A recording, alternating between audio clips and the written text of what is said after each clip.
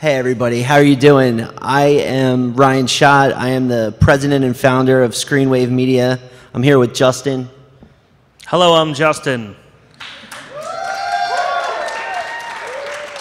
I also work at Screenwave Media and I help produce Cinemassacre things, and that's fun.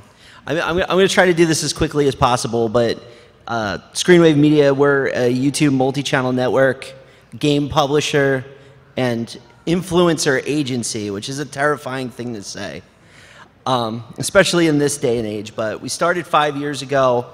We work with 900 YouTube personalities, primarily across gaming and music, but animation is also something we're strong with. I like to think of our creators as a family. It's super awesome. We've grown so much. We do 1.3 billion views a month across all of those creators, which is an insane number, and I'm grateful every day I get to do this. But we're doing this panel today because we want to talk to everybody who's getting started on YouTube. The barriers to become a successful YouTuber continually rise every day. The challenges are continually mounting. The environment is always changing. It's always difficult. And it's important that we can give you some tools to get up to the level where you can get to YPP, where once you've gotten to the point where you can monetize your content, that you can go on and continue to grow and become a member of the YouTube community. Because let me tell you, as stressful it is, as hard as it is, as much as everything changes, this job is a lot of fun. And I think it's something that if you're passionate about something and you want to share it with the world, it's the best way to do it. So the first thing I wanted to do before we get to that actually is we have an owl giveaway. So did anyone in the audience fill out this sheet? There you go. 1, 2, 3, 4. I got owls for all of you. So everyone gets a plush owl. Yeah, let's see if we can do this. 1, you get an owl. 2. No, not everyone gets an owl. 3.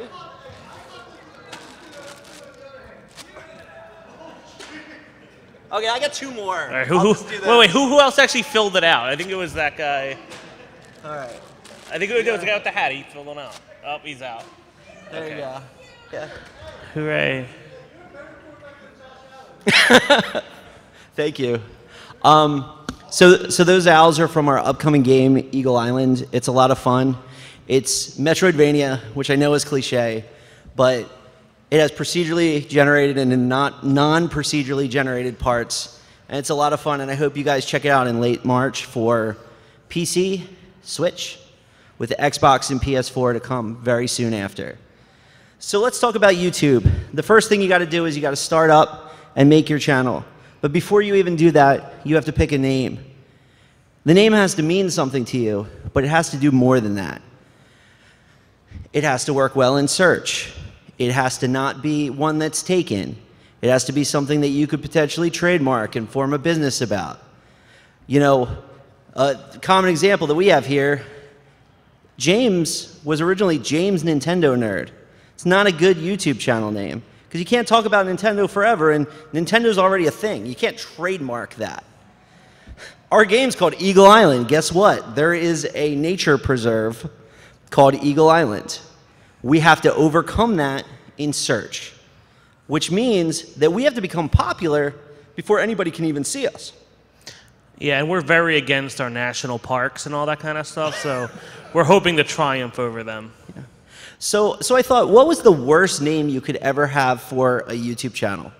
And I put a lot of thought into this because I really wanted to make the need to have good search. I really wanted to drive that point home.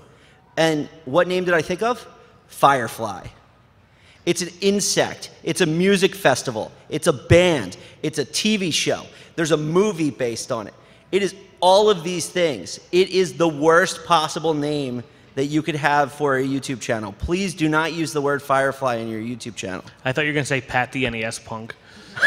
You know what's funny? Before I did this panel today, I asked him, I said, Pat, can I use the name of your channel as the bad example for a YouTube channel? And he was like, I guess. You know, it was very non-committal, so. Yeah, you know, I went for it.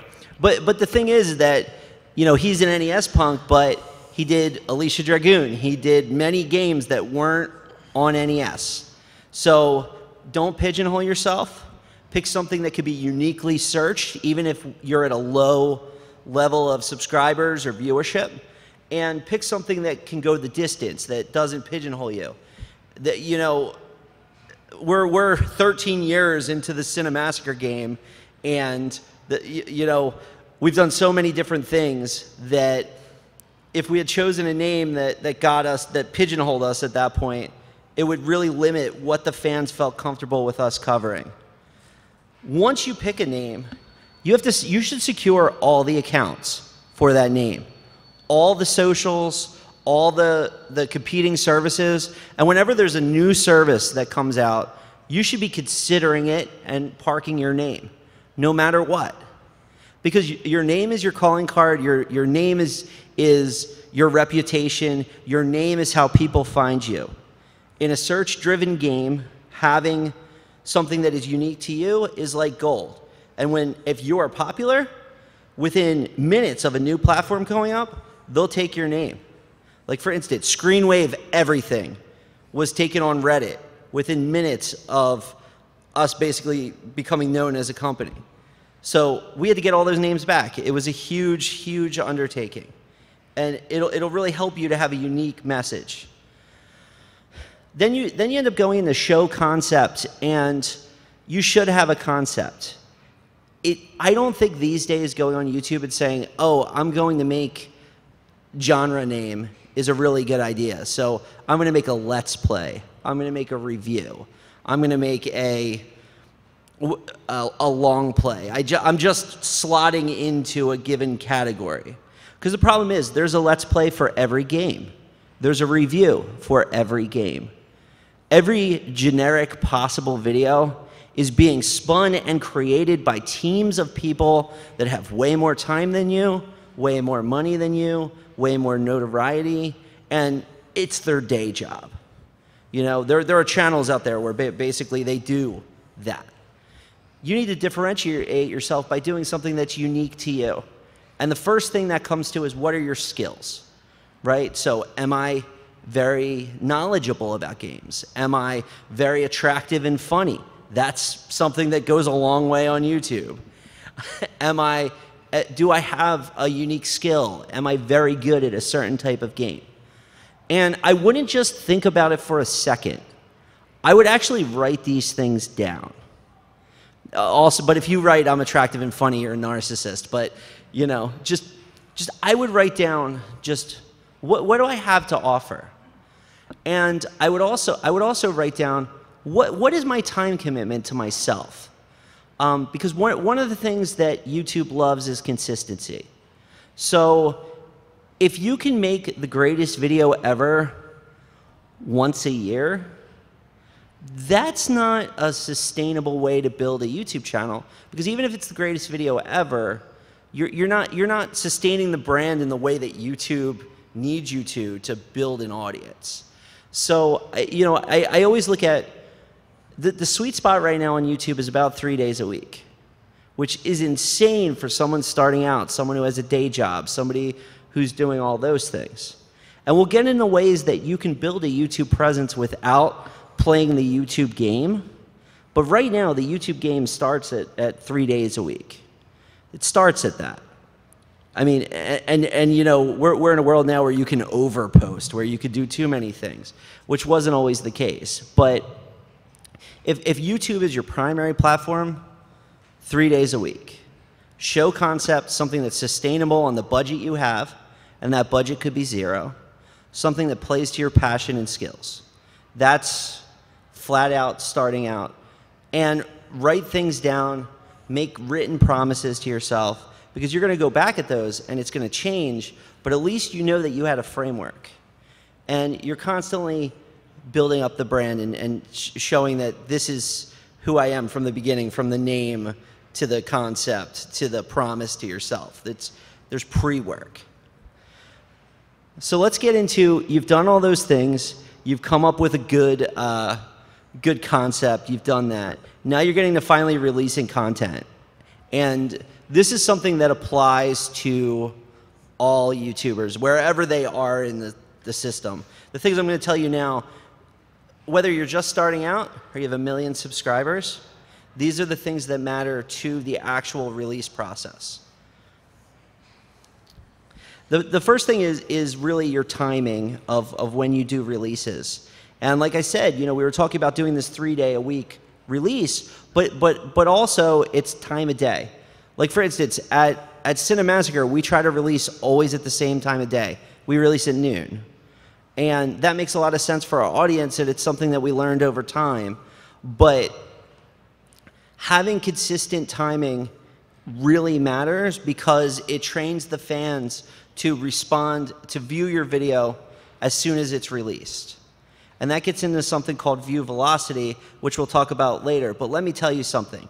If you can drive 20 friends to a video that is new on YouTube, that video will probably get like at least 1,000 views. Because YouTube is looking so much at that initial view velocity in those first seconds of putting out a video. They want to see that you've done your homework.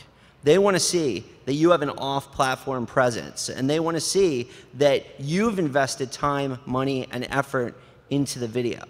So if you're starting to release videos on YouTube, or if you're a huge brand, making sure that you mobilize all your people to view the video immediately after it's launched is like a game changer. And that's what having a consistent strategy of releasing always the same time of day does. It contributes into that process. The next thing we're going to talk about is metadata and thumbnails. And yeah, can we throw up the slide, please? I think there's no slides. It's I think Justin can really speak to some of our metadata and thumbnail needs because it's like incredibly important, and it's something that he does every day. Yeah, because when we do a weekly show like rental reviews on Cinemassacre or anything on Cinemassacre, it's super search driven. I think something like 30 to 40% of views on a video might be the first time someone's ever seen the channel at all, not even subs or anything, especially for the movies because they relate so well, like like Indiana Jones and things like that. So the metadata has to be awesome. And 2019 YouTube wants you to put like what things that people would actually write into a search bar. Are your tags like Indiana Jones movie review, not Indiana Jones movie review? Because then that's like if you just type movie into YouTube, tag wise. But same with description and title. It's very important. Most videos that do really well on YouTube today have some type of title that's really a leading question. Like, my craziest day ever. One crazy thing that happened in Fortnite. And you might not feel comfortable to have a clickbaity leading title. But, I mean, the bottom line is the title is the first advertisement for your video. And if it's just the Messenger review, well, they're going to get that from IGN. They're going to get that from 1 million other people. But if it's like, this is the amazing thing that happened in the Messenger, or 5 bugs I found in the Messenger, or, what happens if you play Messenger upside down or in a fishbowl or whatever. Like, it's... Yeah, from thumbnail, which is most important, to title, to description, to hashtags, to regular tags. It really goes from zany, wacky, and eye-catching to this like typewriter, very like basic, this is what the video is about kind of a thing.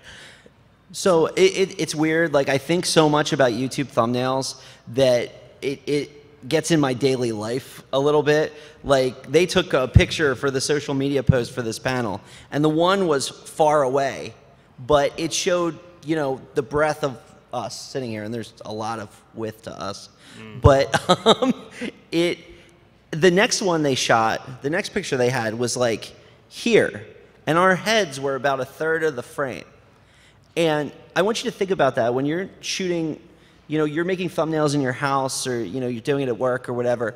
Make sure that you have like large subjects. Use the rule of thirds. Yeah, do things like that. In something like Photoshop, you should zoom out as far as possible after you're like close to finish your thumbnail, because on a mobile or on the sidebar or in all these different places, your thumbnail might show up like this big, and yeah, you're editing it on your giant HD monitor, but you know, it might be this small on someone's phone. So you have to be very aware if the text is legible, if your face is front and center, because I'm pretty sure YouTube and the DeepMind scan, and like if your thumbnail has a face in it and it looks good, it promotes it more internally. So why do I care about thumbnails so much? I'm telling you what makes a good thumbnail, what makes a good title. Why does it matter? In the YouTube algorithm, when your video is first released, YouTube will trickle it out. Even if you're on the smallest channel ever, YouTube will give it a little chance. It'll post it in the sidebar of someone's video. It'll post it in a search result. It'll post it in a after video mosaic of videos to click next. It'll do that no matter what size your channel is. Now, it's proportional to the size of the channel, but it does it. You need to win there, 100%. If you don't have a good thumbnail, if you don't have a good title, you're gonna lose. And there's no second place in this competition. Small YouTube channel, YouTube trickles it out there to featured videos, to related videos. Nobody clicks on your thumbnail. Guess what? You're dead. All the work you spent on that video is gone because it's not going to get promoted.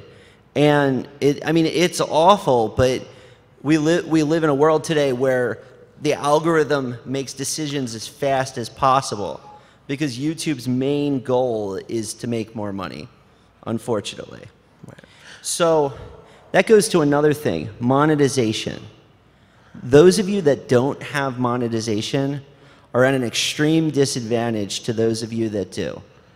And it really comes into play in two areas. And I'm not talking about the money in your pocket. I'm talking about where the video sits in search. So say that I post a video that doesn't have monetization. YouTube is going to look at videos that are similar to this one and put the ones that do have monetization ahead of it.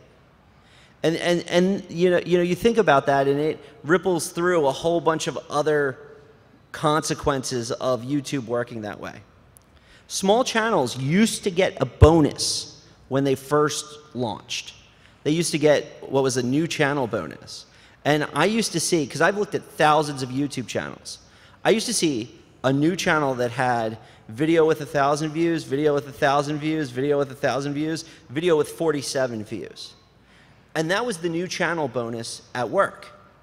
Videos used to have guaranteed recency bonuses where the video would be featured in people's feeds for like a guaranteed amount of time. Yeah, like 48 hours or something. Most YouTube insiders thought it was about 48 hours. Recency bonus is gone now. It's you fight a war on your thumbnail, title, and all of that. If you lose that war, you're out. That's why there's so many channels today that would have had that 1,000 view, 1,000 view, 1,000 view beginning that now have the 7 view, 5 view, 2 view beginning. They get discouraged, they get off the platform. The way you combat that is by getting your thumbnail game and your title game and all of that going before you even got started. Let's talk about tentpole events. How many of you guys watch Nintendo Direct? It's a lot of people. It's the majority of the people in this room. So Nintendo Direct is always a tentpole event because people are always looking at reaction videos, and it's a great way for new channels to get recognized. The question you're going to have is what happens after the Nintendo Direct. A lot of tentpole events are much less obvious. Your favorite game has patches. Your favorite movie has new news, casting decisions that come out. You need to be cognizant of all of the things that are going on in your niche that you're making videos about. Because the tentpoles are not just, like if you're into movies, it's not just the Oscars. If you're into Marvel, it's not just the major MCU releases. There's television, there's casting, there's toys, there's games, there's so many things. And you need to realize that early on, your ability to be searched is going to be so low that you're going to need to identify not only the obvious tentpole events, but the non-obvious ones. So let's talk about watch time. How many of you guys know what watch time is? How many of you heard about watch time? See, again, it's a pretty big part of the audience. So YouTube used to be based on views. So what happened was people used misleading thumbnails, misleading titles, they got people to view a video, and then their channels blew up. You can't do that today. Because as much as I am laboring on the point of a good title and a good thumbnail, if the video inside doesn't generate watch time, people don't watch it, what's going to happen is you're out again, just like I said originally. Right, because YouTube will think that you're misleading the viewer. So a viewer has to click and watch for a percentage of time for them to even care. Right. So, and what we typically look at as a baseline is we want you to put out videos that have at least 50% watch time. They have 50% retention. We've had videos that have 110% retention. That means that people rewound and watched it. That's common in music, where people loop a track while they're working or something like that. You'll see mega watch time and mega retention. Another thing that can make a video popular, if it's going to be something that people click off from, making sure that they click off to something that's good, that's going to generate a lot of watch time. And that's called session watch time. And session watch time works like a combo in a fighting game or a multiplier in a shooter. So I got my video, and then people tend to watch this other video over here that's wildly popular, that is awesome, and they stick to it. And then they watch 10 more videos. An example of a channel that lives or dies by session watch time is crack.com. How many people have gotten caught in a hole on crack.com where they watch 10 videos or 10 articles? That's what session watch time is, and that's why Let's Plays used to be very, very popular, because people watched one, the next, the next, the next, the next. That was the engine that created channels like Game Grumps. Going back to my title thing at the beginning here, see how Game Grumps is a good name for a channel? Nobody's searching for grumps. They made it a word. They made it a word with a musical catchphrase. Hey, I'm Grump, I'm not so Grump. You all know that, right? So now that's a word that they own. They own that word. Do you own a word? I don't own any words. If you can manage to, you're going to have a really successful YouTube channel, though. Watch time, retention. Oh, the other thing is with watch time, YouTube wants you to create, YouTube's goal was to be a 7-day source of entertainment. They want users that go on YouTube for all 7 days of the week. They want addicts, let's be honest. That's what the system is built to do. Generate YouTube addicts, for better or for worse. And you actually get rewarded with the watch time if you're creating people who come back again and again and again and again. And not just to your video, any video that leaps off of your channel. Right. So if you're creating an addictive experience, unfortunately, that benefits you. And that's kind of where ASMR came from.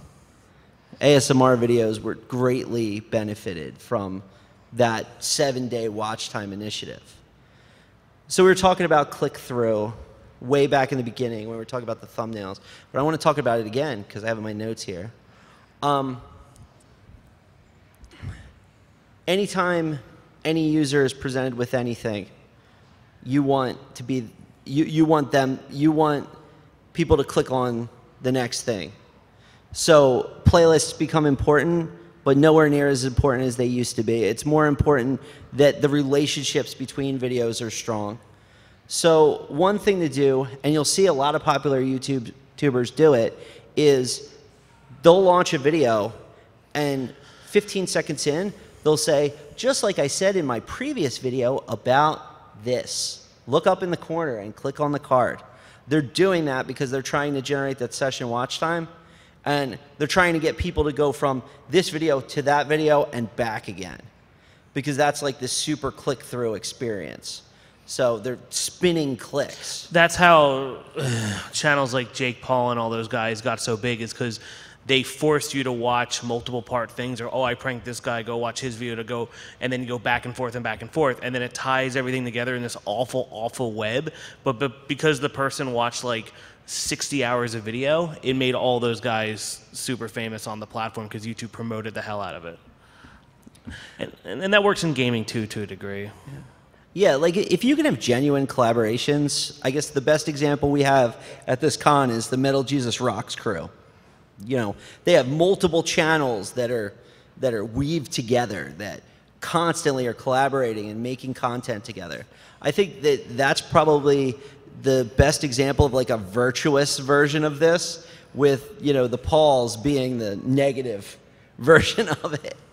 I'm going to talk about building fan bases, but first I want to take a detour and talk a little bit about copyright, which is going to be rough. But I'm going to give you the 5-second primer on copyright that you never had, and hopefully this is super helpful to you. Let's roll it out. All right, so fair use is not a way to be allowed to use content from other people. Fair use is a legal defense that happens when you get sued for using people's content without asking. That's what fair use is. Reviews and parody are wonderful, but the only way that you're really allowed to use other people's content is if they sue you and lose, okay? Thankfully, there's a lot of content that you can use that people have given permission for.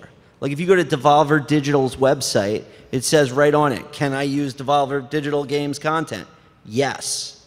So that's a great example of what content you can use. Music is a hugely complicated way. You don't have the right to use any music, okay, other than the YouTube music library, and maybe if you're on an MCN and they have sound libraries. But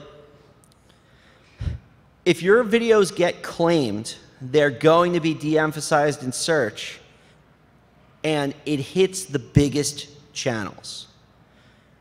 I've seen videos be on trending, front page trending. That video gets claimed and all viewership dies to it, because YouTube sees a claimed video as a step below an unclaimed video. And I do a lot of work with the YouTube backend for different things, and I can tell you that a video that is not claimed is listed as content. The minute it gets claimed, it's classified as user-generated content or fan content. And YouTube's going to put your ads, your monetization, everything in this lesser tier because you're UGC. It's fanboy stuff in the eyes of the powers that be. So it's important to make strong content decisions that don't lead to you getting claimed. Because all of this work you did, picking a thumbnail, doing a title, doing something you love, all of these things will be majorly undermined. Yeah, same thing goes for if you get demonetized for Yellow adult monetization. stuff or adult gate. Anything that impede the video gets immediately like kneecapped by YouTube. Yeah, so I would honestly say if you're looking at the viability of a video, green monetization is at the top. Claimed is a tier below that. Yellow monetization is a tier below that. And then there's, you know, all the other things like community violations. Like we live in a world where you really need to follow YouTube's community guidelines. Don't do pranks. Don't do things, don't tell people to do things that's a danger to them. Don't express political views. Don't don't curse. Nowadays, you see a lot of people see YouTube as the villain, and that's tough because they made a platform where anyone can upload anything whenever they want, anywhere in the world, and watch it and stuff like that. But you know, then the recording industries came knocking on the door, and and the movie companies, and people trying to protect kids and all that. So now it's just this AI grab bag that you have to dodge. Is basically what you're doing. Yeah, it could be really difficult because you want to make that content. I mean, look, we made a living with, you know, angry video game nerds saying the F word. You know, that's the bottom line. That type of content would not survive on today's YouTube, and it's unfortunate because I think it's great, but YouTube is no longer the place for that, and it's very difficult. That being said, if you build an audience on YouTube, you can drive them other places to different types of content. And I think you should still make that stuff. You know, I think maybe there's a place for that. And you can overcome it with the watch time, with the retention, with the good thumbnail. You can make content that's not, you know, the ideal today, and you could survive. But the big thing to remember is every single word you say in every YouTube video is being transcoded by a robot and pulled through an algorithm. That's why every video on YouTube has captions now, because they listen to every word you say. And one thing I really recommend is that you export those auto captions and look to make sure that your video, you know, you didn't mumble something and it just sounds awful. You know, it's something that you shouldn't say. Like, for instance, I watched a video that got demonetized where they said the word urban a lot. Like, this is an urban video. But the YouTube algorithm thought they were saying turban. And there was some sentences there that looked like they were very unflattering to certain people. And that video got demonetized, that channel got a community strike, all of those things. It was the algorithm just didn't understand that the person was saying urban and not turban. There was a while ago where a bunch of YouTubers got demonetized for playing Assassin's Creed because they thought that they were talking about assassins and schools and things like that. And plus, assassin has ass in it twice. Very observant, Justin. I gotta say something. That's fine. So, I mean, the bottom line is you should be looking at your captions. Don't obsess about it like we do, but it's our job to, you know. Look at them. Make sure that you're not saying things that you shouldn't, or it thinks you're saying things that you shouldn't. So we talked about why claims matter. So do you guys want to hear my prescription for building future YouTube channels? I think that this is kind of cool. So indie bands have been doing what YouTubers need to be doing today for ages. There's people in this room who have been on the path that I think you should be on for ages, like Jay over there, right? How many people's hands did he shake? How many conventions did he go to? How many relationships did he make with so many different people? That's what you need to be doing. You need to take it from a YouTube being this solitary pursuit of people sitting and just churning out videos, and you need to take your YouTube efforts outside of the house. You need to be going to meetups in your community. You need to build a fan base like the indie rockers and rappers of before did. Do you know how indie rock becomes popular? Because those rockers take over the town they live in. They become beloved, they hustle. They meet people who are passionate about the music that they're passionate about, and they get their email. But, you know, it's more than that. But building a strong local presence, building a strong presence in our industry at places like conventions, building a community around your content with great tools like Discord. If you have a YouTube channel, you should have a Discord, and you should be talking to those people and sharing your experience outside of the videos. So my recommendation is, if you want to be a successful YouTuber, your first goal should be to make 1,000 friends. Make 1,000 friends on Discord, at a convention. Just go out and be the most social person you can be. Watch their stuff, show them your stuff, and they'll come and watch your stuff. And all the stuff with the algorithm will go away because you'll have organic viewers. And that's really going to be the key today. Absolutely. Yeah, YouTube loves a lot of organic growth. And so when you have a good slice of, you know, functional subscribers, search-driven content that's bringing people in, you're related to other people, and then you have a big boost from the beginning from all the people that like you and you're friends with and you have a community with, that video is going to do very well. Yeah, absolutely. And I mean, if you invest in the lives of others, others will invest in your life. You know, so I think it's important to be out there and be somebody. And again, I keep beating the drum. People like Jay, people like Metal Jesus, but like, they're talking with people in our community every day, every minute, shaking hands, doing that, and it makes it easy to watch their content because it's like a personal experience. You know, you're part of it. So I think that's probably the strongest thing today, and the biggest lesson I want you to have. Like, you understand the mechanics now, but understand a little bit about how that personal thing's going. The other thing is, like, blogs are really strong, and I'll tell you something about blogs. You want to get invited to speak at E3 or at some other trade show. You want to be taken seriously by your local paper or your, a trade journal or something like that. Have a blog where you write some cool stuff, because old media understands blogger. Old media doesn't understand YouTuber. And your blog or your website will drive that organic initial view velocity, watch time when the videos first get released. Yeah, I mean, we do a lot of meeting with a lot of old media stuff, like stuff for TV or whatever. And generally speaking, like YouTuber or like PewDiePie are like bad words. Like they're like, I don't know. Cat videos. I don't know. Yeah, they're like, oh, the cat video. Yeah, I don't know.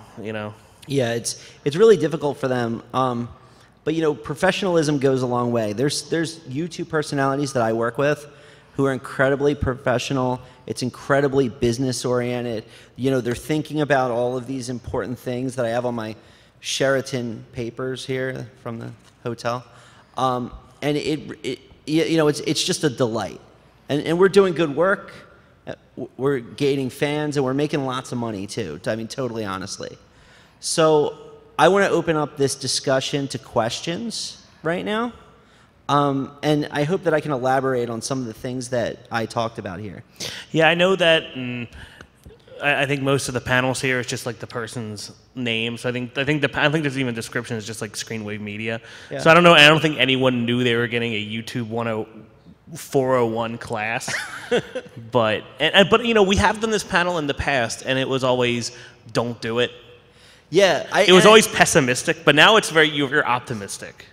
Yeah, so we have this cool throwing thing. It's a cube. This throwing thing. This is a microphone, and I'm going to throw it at you, and then you can ask a question. Yeah. So who wants the microphone box?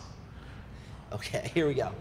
I'm glad you like stood up and like it still wasn't enough. Look at that. That's amazing. It didn't break. Well, testing. Okay. Right. We got you. Okay, so what I'm wondering is, I grew up with Angry Video Game Nerd when I was like 12, which of course probably isn't the best age to be viewing it, but anyways, back in the day there were a lot of clones. And nowadays we laugh at it and we go, oh, like Irate Gamer or something. It's like, why do you think they failed specifically when YouTube and I remember YouTube and all these other platforms, they were pushing them very hard because they wanted to have an alternative that didn't have cursing, didn't have, I mean, I understand that it's become a genre in a sense, but why do you think they just kind of faded into obscurity? I don't think that they failed, actually. I think that we had a big target on our back, where because everything was a shitload of fuck and we were all very angry, and James was making those videos, that YouTube actively got in our way for a long time. This channel, everybody complains about losing monetization. The Cinemassacre channel didn't have monetization for like 8 years. So they didn't make a dime from those videos for a long time. And a lot of the people who were doing lookalike content grew huge fan bases. So I honestly don't think that, I think it worked out for people, actually. The thing is, a lot of them weren't consistent. They didn't have the organic growth in community. They didn't have an attached website with it. They weren't covering the right stuff, and then one after a while, they all just kind of fell. Yeah. I don't think it was any one thing, but YouTube definitely favors it more now. I mean, the other thing is, you look at people who have like adjacent content, like a JonTron or a MatPat. Or an Aaron. They're incredible personalities. So their success came from their incredible personality. Yeah, and they're arguably doing better than AVGN. So, some of them are, but by the views. But, sure. Yeah. So I think a lot of people succeeded in that environment. I think, but yeah, I do think we had a target on our back for the profanity. Well, what I figured is that there were hundreds of them, and they just kind of, you know, I guess it's wrong, but I guess I just kind of saw them all go away. And then, you know, James, he's been around forever. So, you know, it just seems, but, Yeah. you know. Oh yeah, I appreciate the question. I think it was a good one. Yeah. Okay. So yeah, next question. There you go. Well, Good job. Whoa, this thing works. Oh wow. Okay. Do you think in recent years, like let's say last 3 years, the fan base as well as the YouTubers trying to support each other has become kind of fickle because one thing, because I'm trying to bring my Twitch channel up, for example, okay, I'm trying to bring my Twitch channel up and I joined like a lot of Discord channels trying to make friends. One thing I noticed is that like 99% of them will not watch my stuff because what I play either conflicts with their schedule of their streaming, or they don't like what I play because, you know, they're Fortnite players and I'm a fighting game player, so, you know. I think choosing the communities that you invest your time in will have a lot to do with your success rate. So every community for every type of game exists. I think that what you should do is invest your time in finding additional communities, because there's no way you know every community in gaming. So what I would immediately do is go out and try to find out more groups that you can join and more people you could talk to, because you will find the people that enjoy your type of content and have your schedule. Yeah, that's going to be a hard one, especially trying to get to the 1,000 friends, which, no, you know. Anyone else? Yeah, who wants the cube? Anyone want the cube? Up. Eric. Oh no, we got it. You said something. No, go ahead. Go ahead. You raised your hand. That's why. You mentioned something during the panel about I guess overproducing content. I wanted to know if there was something on that. So if you produce videos, you probably shouldn't release more than one video a day, and you definitely don't want videos being like 12 hours apart, because it'll just.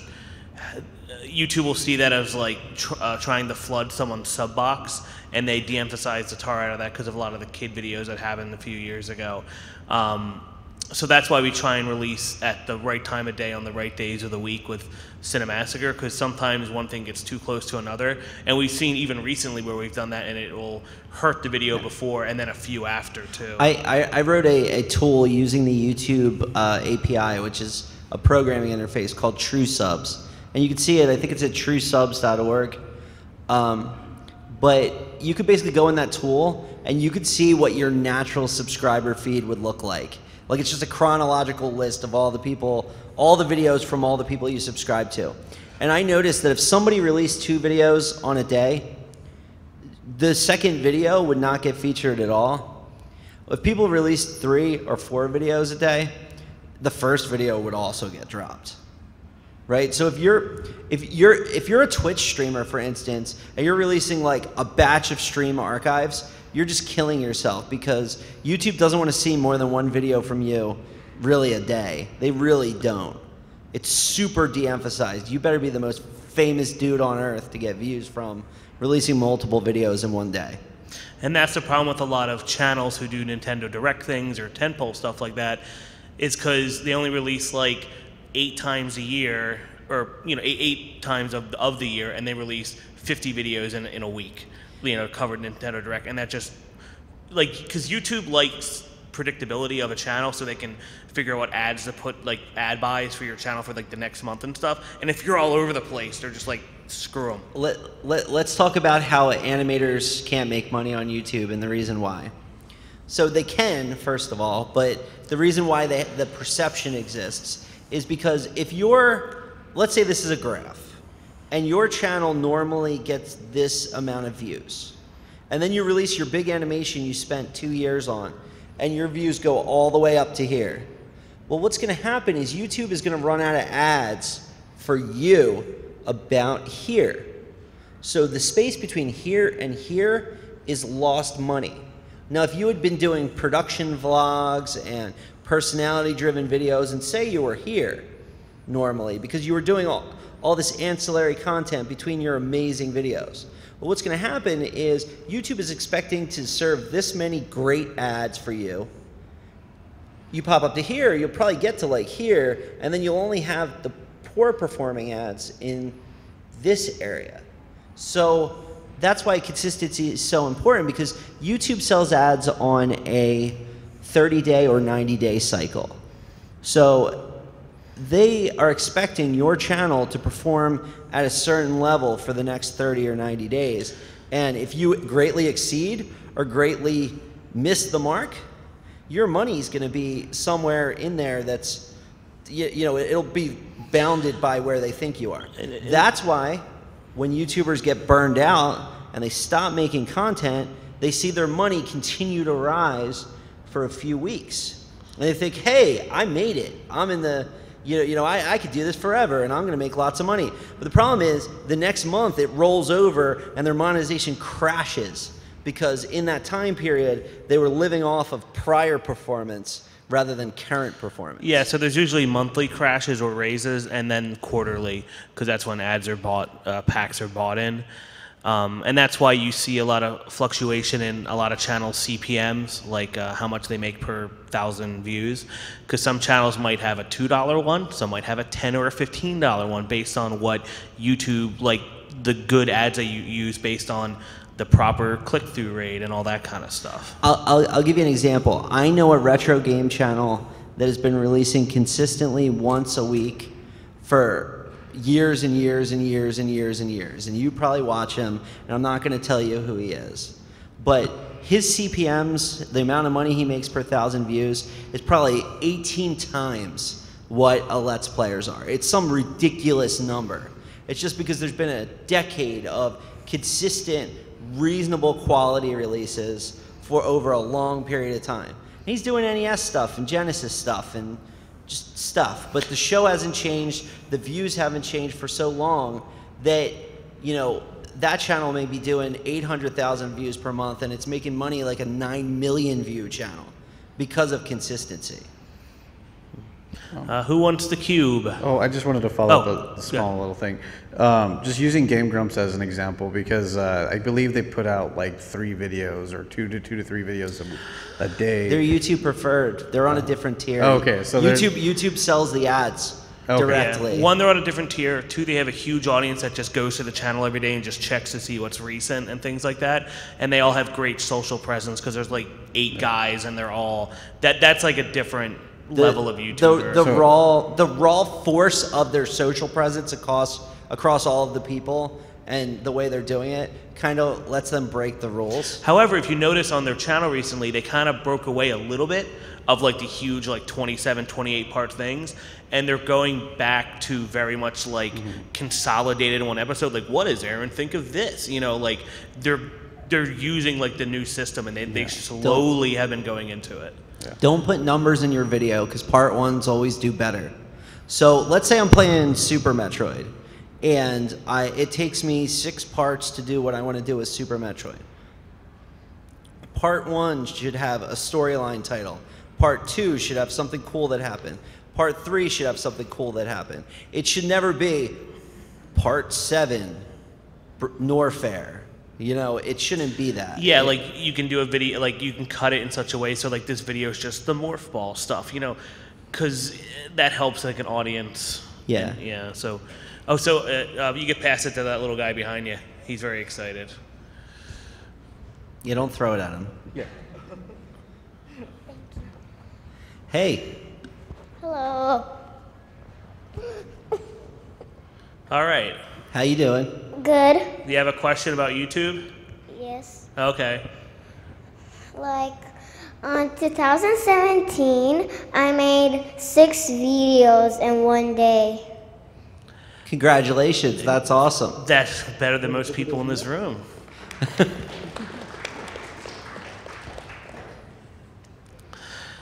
However, I mean, I don't know if YouTube's a career you want to go after, to be honest. There's a lot of good STEM courses. I know you're young. Sorry, STEAM, because you have to add art to it now.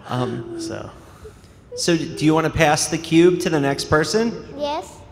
All right, who wants to catch this cube? Oh, perfect. Hand delivered.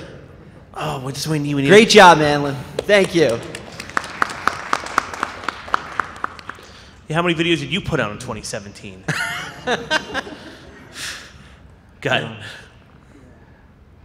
So I was wondering, let's say you follow all your directions, you get 3 videos out a week. How many would you say views, sustained views, would you need to like kind of do it as a living?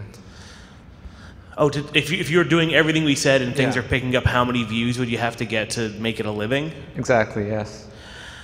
A lot of that goes back to the CPM conversation because you don't know. Like let's say on average, how many views would you want a month? You think? All right. So if you have average CPMs, you're making between $2,500 and $3,000 per million. Okay. Views. You know, you're in Southern California here. You probably need 4 million views a month or something like that, right? I mean, you may have a Patreon, you may have other sources of revenue, that kind of thing. I would say that you need to look at what the average salary would be for you to live, like your apartment, your car, whatever. And then I would look at the fact that YouTube is a seasonal business. We make 40% of our money in December. Okay, I mean, that's how seasonal YouTube is. They're big moments. The end of every month, we get a little blip in our money. Super Bowl Sunday is a big blip. Back to school is a big blip. You know, from Thanksgiving to Christmas is a big blip. So I would look at that and I would say, take your ideal salary and add 40%. And that's kind of where you should be. Let's say if it's something with, you know, not including bills, insurance, let's say it's like you want to make $5,000 to $6,000 a month and you're doing really good CPMs and stuff, you probably, all your videos have to be making over 100,000 views each, probably 150 to 2,000. Yeah, I mean, so that's like 2 million views a month divided by 18 videos. Yeah, I would say in most of the country, you probably get by with around 2 million views a month in most of the country. But you're in Southern California. But obviously, not here, you know. Sorry. Yeah. Anyone Next question? on the cube? Ask a question? No? Anybody got anything? Oh, we're going back. Oh, we're going back. So recently I've been trying to figure out like science to the thumbnails. Yeah. As you just said about not listing part numbers, I do a lot of Let's Play videos, so I was just wondering what kind of suggestions you can give for that. You need to break out of it being a sequence and break into what is that video about? What is the audience going to see? Okay. So, like if you did a crazy combo, or you had a big, you did some hard jumping, or you know there was something, it glitched out, or you beat a difficult boss or something. Focus on the what and not the when. YouTube wants personality-driven people, and all the videos tell a story. The thumbnail, the title, it all tells a story that you're going to watch and enjoy, not just I'm watching some guy's eighth part of Super Metroid. Like, you know what I mean? Like it has to be like beating a boss or having like an engaging moment is kind of what they're looking for. I mean, the unfortunate fact is if you're not scripting content, you're probably gonna have to over-record and then peel through it for the big moments. If you did an hour Let's Play, I would rather you release a 6-minute highlight video than release a 1-hour archive video. And mind you, this is like YouTube back-end conversation and release and performance stuff. We didn't talk about your video quality, your lighting, your editing, your recording, your systems you have, your HD stuff, like none of it. So this is incorporating that you already do all that, which is tough. So here's a controversial opinion I have. Unless you are a cinematographer, unless you are a filmmaker by trade like James is and was, I would buy yourself a webcam. I would get yourself one nice microphone that is either made for your couch play or you're sitting on in a chair, or whatever microphone fits your recording position best. And then I would not buy a single piece of gear until you're that $5,000 a month guy. Yeah, audio matters way more important than video quality. There's a great YouTube series called How to Be an Online Voice Actor that really breaks it down and makes fun of you for not knowing what you're doing and how to use this mic versus that mic. I definitely check it out. But there's still big channels that just use like a basic green screen and just like a webcam, and it sounds good and the gameplay stuff looks good and they can get away with it if you're starting off like kind of like that. I think that you're gonna upgrade mic way before you're gonna upgrade camera. Way before. Like that camera right there that he has, that Canon XA whatever, Vixia H60 or whatever it is, you could use that till you have 1 million subs.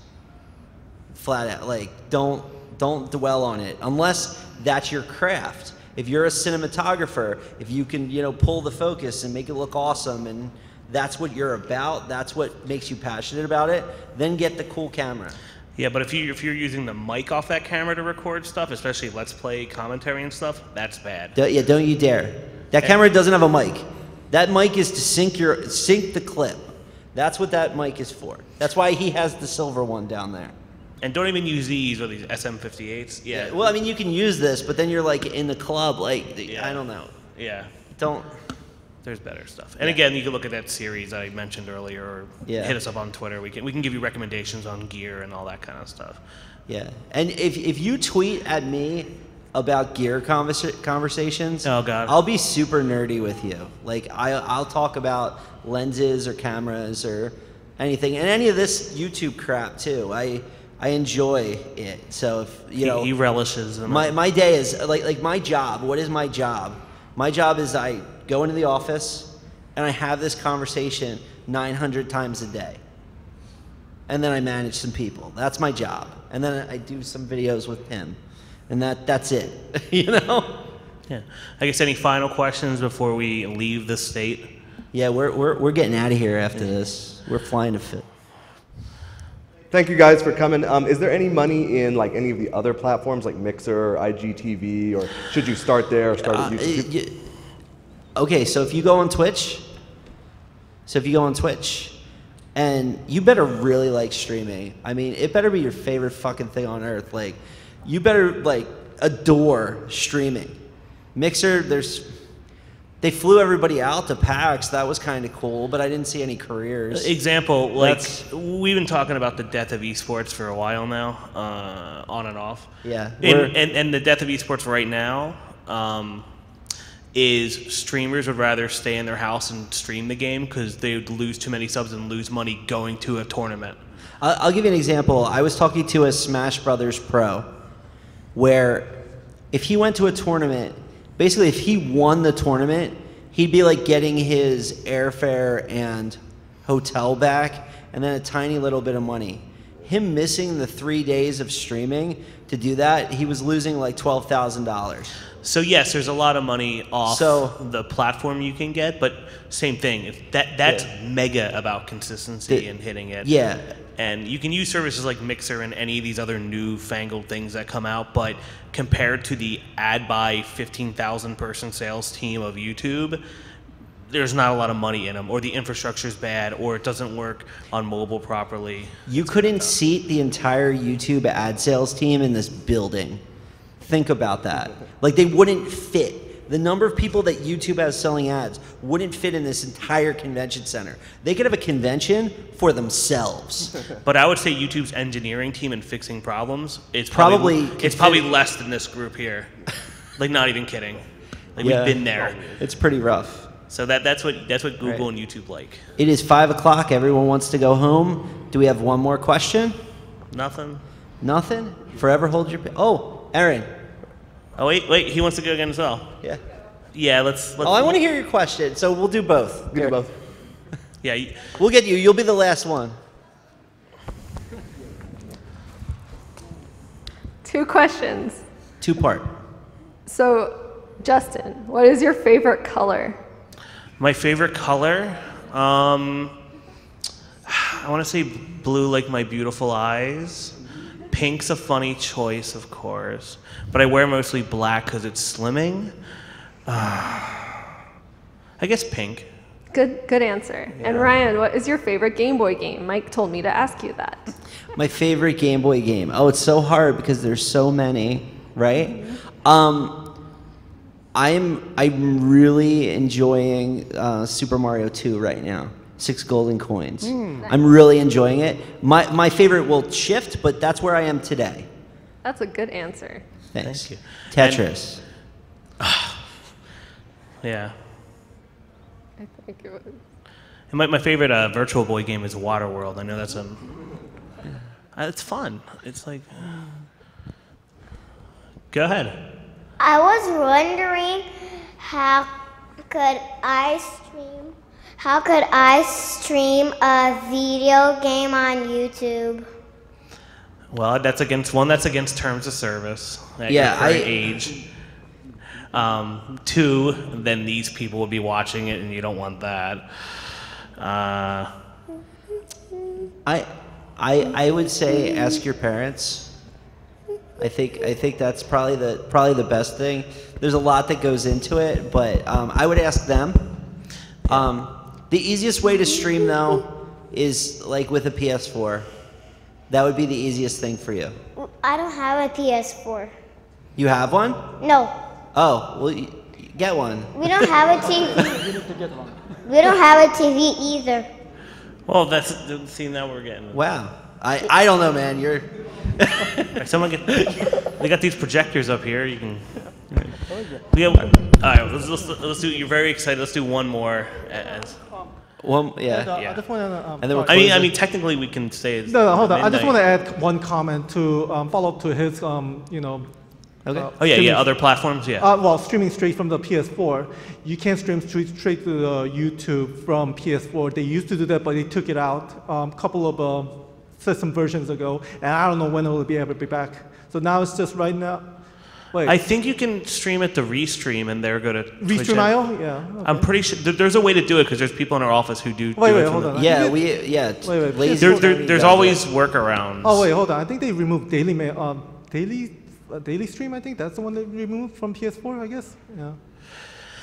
I mean, the thing is, streaming from your game system, like PS4 or whatever, is just more of a casual, fun thing to do or to show certain friends. I don't think you can build a career off of that. Dude, I can't help it. I don't have any money to buy PC. I hear you. Big concern. Yeah. Well, thank you so much for coming to the panel today. You probably want this back. And thanks for recording it. Thank you. Yeah, thanks for answering my questions. Yeah, no definitely, problem. man. Here you go. Thank you. All right. Oh, on the Twitch? Yeah. Plastic rodent. Here, you have this for recording it. Oh, thank you. Wait, no. I'm not affiliate yet, so you can follow it. Where'd you go? Oh, good. Hey, man, you want it now? You got it. Here you go. Yeah. Have a good one.